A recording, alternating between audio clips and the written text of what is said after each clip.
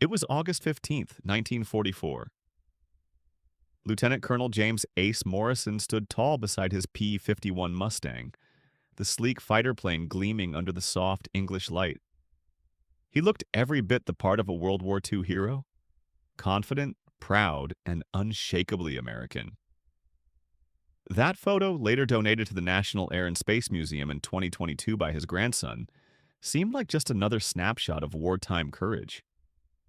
But when a team of digital experts enhanced the image, they uncovered something chilling, something that would rewrite Morrison's story forever. Hidden inside the cockpit was a detail no one had seen before, and it turned out to be the first clue in what would become one of the most shocking cases of betrayal in aviation history. The man America once called a hero had been hiding a secret that may have cost hundreds of Allied lives. It started with a late-night phone call to Dr. Catherine Reynolds, the chief aviation historian at the Smithsonian. It was 11:47 p.m. on a Tuesday in September 2022. On the line was Dr. Michael Chang, her colleague working on the Morrison collection. His voice was tense. "Catherine, you need to get down here. I found something. You need to see it." Reynolds had been waiting for this call. The Morrison collection had just arrived at the museum. Uniforms, medals, journals, and photos. It was a rare look into the life of one of America's top aces, a man credited with 23 confirmed kills in the skies over Europe. Morrison had become a legend. But 20 minutes later, as Reynolds entered the museum's digital lab, everything changed. On the screen was a photograph. Morrison in full flight gear beside his Mustang, a plane he'd named Liberty's Sword. It was dated August 15th, 1944, taken at a British airfield during the height of the air war.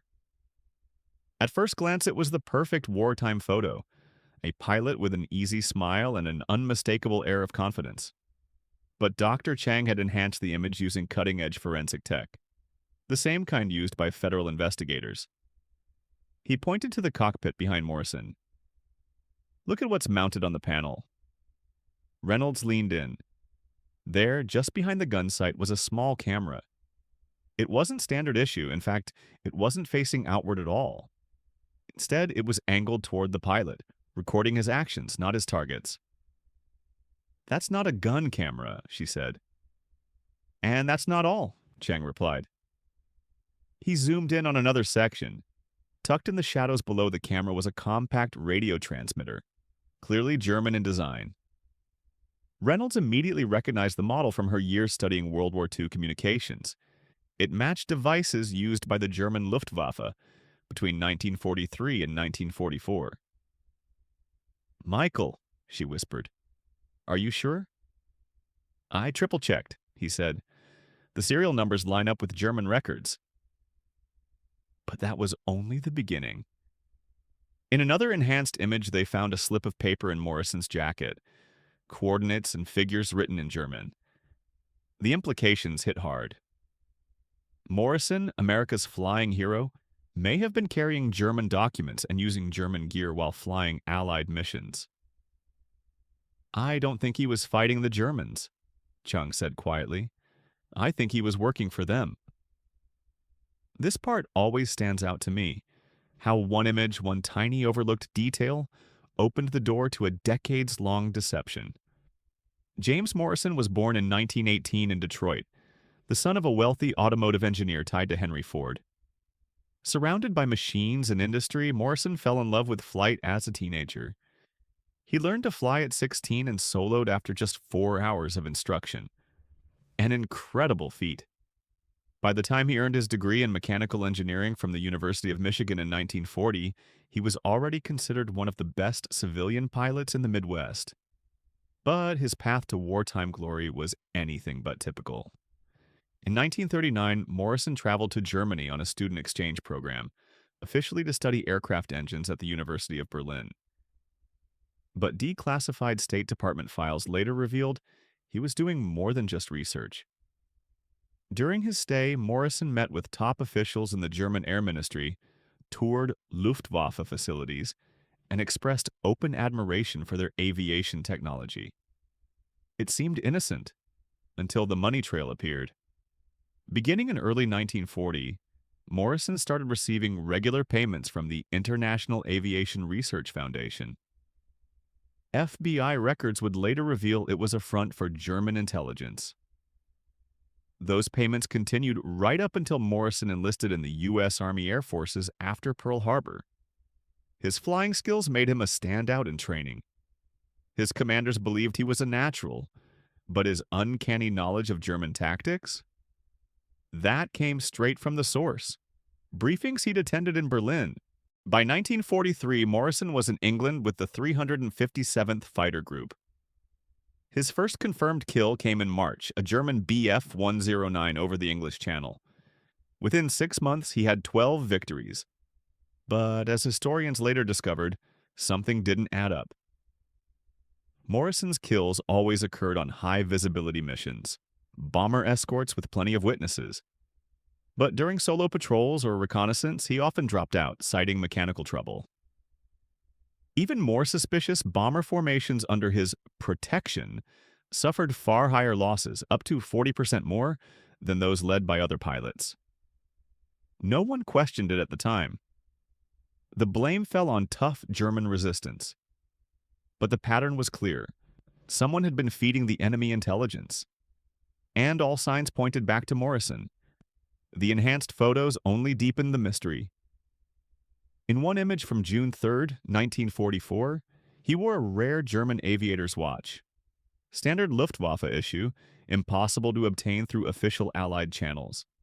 Another photo from July 20th showed Morrison returning from a mission. At first glance, it was classic war hero imagery, a tired but triumphant pilot. But zoomed in, the details told a different story. His plane hadn't fired a single round. He looked well-rested, perfectly groomed. No signs of stress, no sign of combat. But the background revealed the biggest clue. Behind his Mustang was another aircraft, painted like a U.S. fighter, but with subtle differences. The shape of the insignia, the tone of the paint, and most tellingly, a small set of German identification numbers. It was a Luftwaffe plane disguised as an Allied one. That's when Dr. Reynolds realized the full scope of what she was seeing. Morrison had been flying with the Germans, not against them. He had used a modified Mustang to move behind Allied lines, gather intelligence, and feed it to the enemy, while building a reputation as one of America's greatest heroes. Can you imagine that? Flight logs confirmed it. Morrison was present during some of the war's worst Allied air losses: Schweinfurt, Berlin, Augsburg. Each time he filed reports claiming bravery under fire. Each time survivor testimony and forensic review told a different story. Morrison had positioned himself away from danger while bombers were decimated. The numbers were devastating. On October 14, 1943, 8 of 12 bombers under his escort were shot down. In March 1944, 15 more were lost. In April, 23 planes and 230 crew members vanished. And in May 1944, just before D-Day, 18 B-24s were destroyed in what should have been a routine mission. Among the dead was Second Lieutenant Robert Hayes, who believed Morrison would bring him home safely. But the truth went deeper. In 2022, a long-lost diary surfaced, written by a Luftwaffe intelligence officer named Klaus Richter. It described a covert operation called Adler Flug, or Eagle Flight. Its goal placed German agents inside Allied squadrons. Morrison, codenamed Adler 1, was their prize asset. According to Richter, Morrison sent tactical updates mid-flight using the hidden German transmitter. Even his air victories were staged, German pilots ordered to abandon their planes to make Morrison's kill claims believable.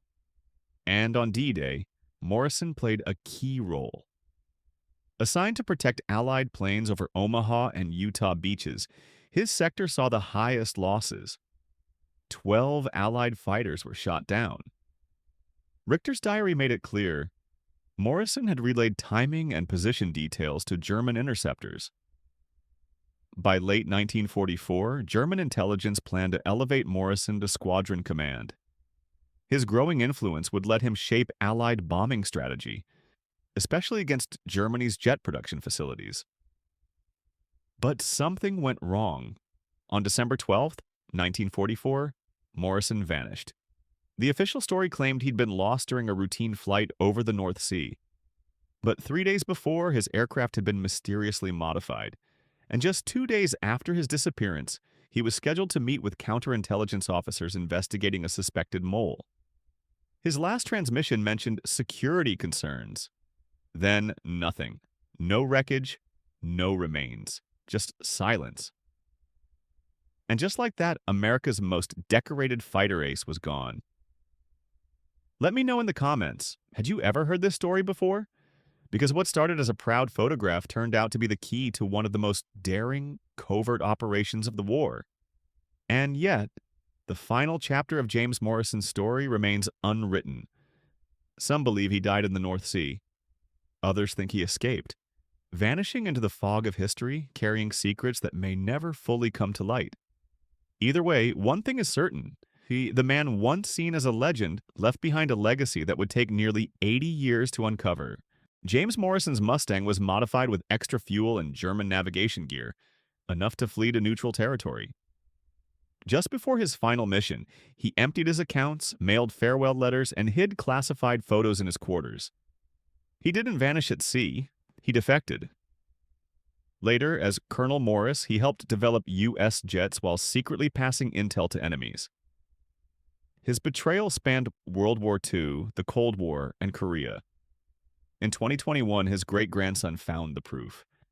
A hidden photo pocket exposed a decades-long espionage network. The truth? Morrison never died a hero. He lived and died a traitor in disguise. History finally caught up,